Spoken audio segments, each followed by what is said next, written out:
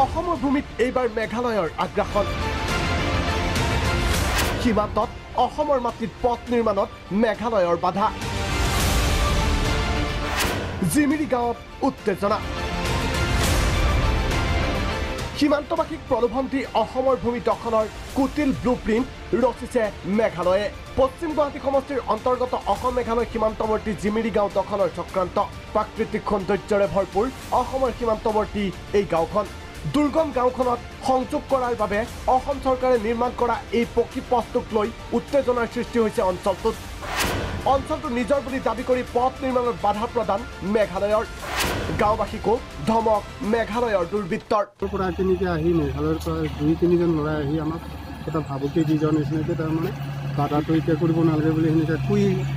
দিছে এটা ডাইনাচোৰাছৰ দৰে আগ্ৰহণ কৰিব খুজি আছে আমাক মেঘালয়ৰ ভাবুকিৰ পাছত পথ নিৰ্মাণ বন্ধ ৰাখিছে বনুৱাই অসমৰ ভূমিত নিৰ্মাণ কৰিবলৈ লোৱা পথটোৰ কাম দাবী ধমকিৰে বন্ধ কৰি দিয়াত উত্তেজিত হৈ পৰিছে অসমৰ বাসিন্দা পৰিস্থিতিৰ বুজ ল'বলৈ জিমিৰি গাঁৱলৈ ঢাপলি মেলে স্থানীয় বিধায়ক ৰমেন্দ্ৰ নাৰায়ণ কলিতা উপায়ুক্ত কমল বৈশ্য আৰু আৰক্ষী অধীক্ষক পাৰ্থ সাৰথী মহন্ত আমাৰ ওচৰ চুবুৰীয়া ৰাজ্যবিলাকৰ এইটো এটা কৌশল যে তেওঁলোকে সৰু সুৰা খুব ডাঙৰ সাংঘাতিক একো আঁচনি নানে সৰু সুৰা কিবা এটা আঁচনি ইয়ালৈ আনি পেলাই তেওঁলোকে এটা ভৰিৰ তলত মাটি বিচাৰে এবাৰ যেতিয়া তেওঁলোকে সেই গুজটো মাৰিব পাৰে সেই গুজে গজালি হয় আৰু লাহে লাহে সেই ঠাইখিনি তেওঁলোকে নিজৰ বুলি দাবী কৰিবলৈ আৰম্ভ কৰে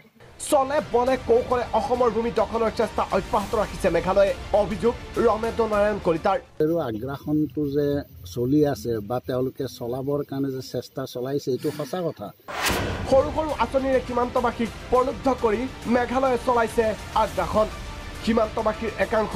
একে সময়তে মেঘালয়ৰ ভোটাৰ আৰু অসমৰো ভোটাৰ ইয়াৰে সুযোগ লয় মেঘালয় প্ৰশাসনে জাতি মাটি ভেটি ৰক্ষাৰ প্ৰতিশ্ৰুতি দিয়া সোণোৱাল চৰকাৰ সজাগ নহ'লে অসমৰ মানচিত্ৰৰ পৰা নিশ্চিন্ন হ'ব জিমিৰি গাঁও